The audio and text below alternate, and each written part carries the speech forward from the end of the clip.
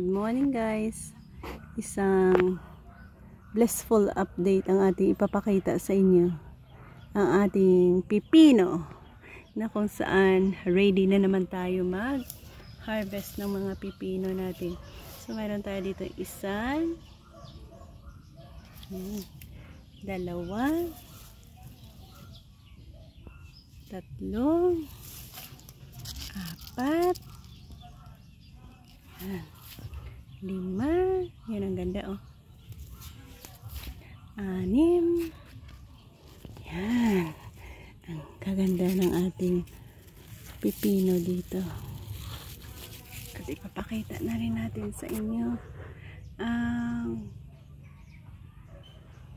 next na